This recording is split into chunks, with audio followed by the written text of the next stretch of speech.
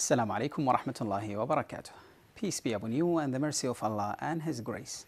Hello and welcome once again to Understanding Islam, your show that explores the faith.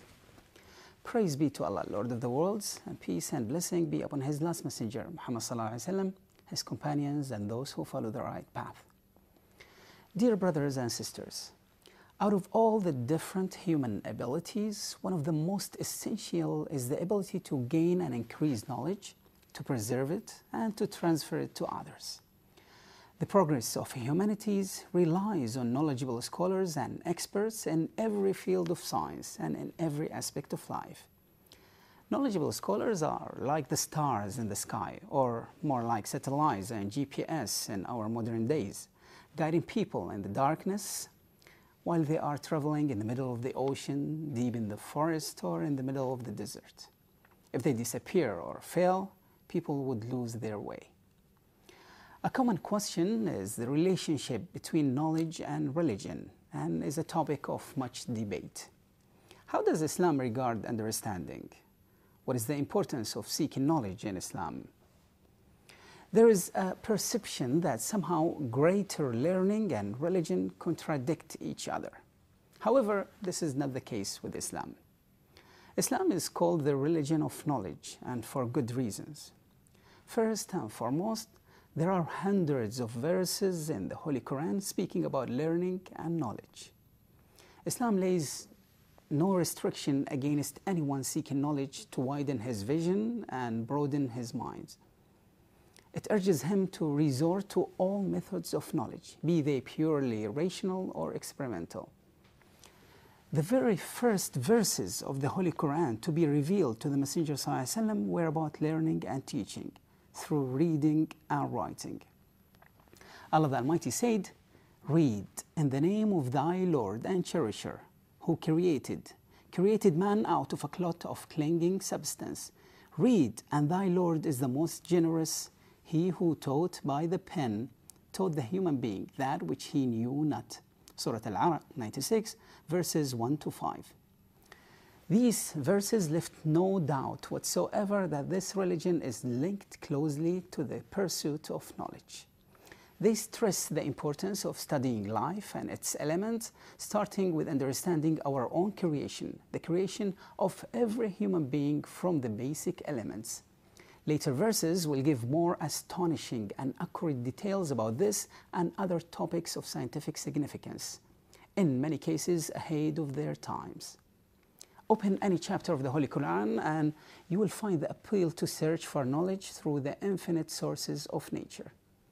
The Holy Quran urges people to study and see and observe these and many other marvels, pointing our attention towards many things and asking us to observe them, such as towards our own creation. Allah the Almighty said, "So let man observe from what he was created." Surah At-Tariq 86, verse 5.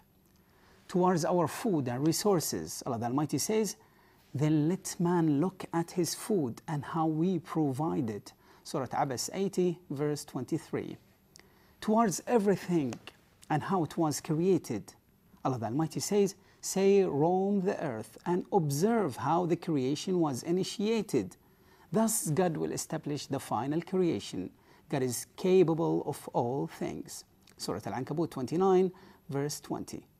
Towards everything in the skies and in the earth, Allah the Almighty said, "Say, look at all that is in the heavens and the earth. But what good are the signs and warnings to a people who do not believe?" Surah Yunus 10, verse 101. Towards the whole universe and its creation, Allah the Almighty said, "Do not the unbelievers see that the heaven and the earth were joined together as one unit of creation before we clove them asunder? We made from water every living thing. Will they not then believe?" Surah Al-Anbiya 21, verse 30. This is just a glimpse from the wide array of verses dealing with knowledge, its importance, and its link to the religion. And it is not just the Holy Quran that stresses the pursuit of understanding. There are also hundreds of hadiths or saying and action of the Messenger ﷺ dealing with learning and knowledge. All the books that collected the hadiths of the Messenger ﷺ have a specific volume about science, learning and knowledge, with chapters to cover a myriad of topics, such as hadiths about the merits of learning, knowledge before speech and action, delight with learning and knowledge, the importance of knowledge with deep understanding, travel in search of knowledge, the importance of spreading knowledge, the merits of one who learns then teaches, and the importance of teaching your family, children, and subordinates, etc. Also in Islam, religion without knowledge and understanding is not accepted. In order to make faith valid, Islam requires that it is founded on unshakable certainty and convictions, acquired through the proper investment of the intellect. Islam does not recognize faith when it is attained through blind imitation, or when it is accepted blindly or unquestioningly. Knowing comes before belief and before action. Allah the Almighty says, "Know therefore that there is no God but Allah, and ask forgiveness for thy fault." Surah Muhammad 47, verse 19. So one has to know for themselves first, then believe, then do the required acts of goodness. Allah the Almighty clearly also mentioned the distinction between people of knowledge and others when He said, "Say, are those who know equal to those who know not? It is only men of understanding who will remember." Surah Az-Zumar 39, verse 9. For these and other reasons, Islam is called the religion of science. Not just because Islam does not contradict science, but because it urges people to learn and be knowledgeable, increase their knowledge, and spread it to all people, as we will see after this short break. Remember to email us on understandingislam@dmi.ae. See you soon. Welcome back to Understanding Islam. Dear viewers, Islam urges people to learn and be knowledgeable. The Messenger ﷺ encouraged people to learn and travel in search of knowledge, and promised them great rewards for that. The Messenger ﷺ said, "Whoever travels along a path seeking knowledge, Allah the Almighty will pave for him a path to enter paradise." Seeking knowledge is not only a desirable thing to do in Islam, but it is an obligation upon each Muslim. The Messenger ﷺ said, "Seeking knowledge is obligatory upon each male and female Muslim." So it is a religious obligation upon every Muslim, male and female, to search for truth and seek knowledge in the broadest sense of the word. Allah the Almighty also promised great rewards for knowledgeable people. Allah the Almighty said, Allah will exalt those who believe among you and those who have knowledge to high ranks.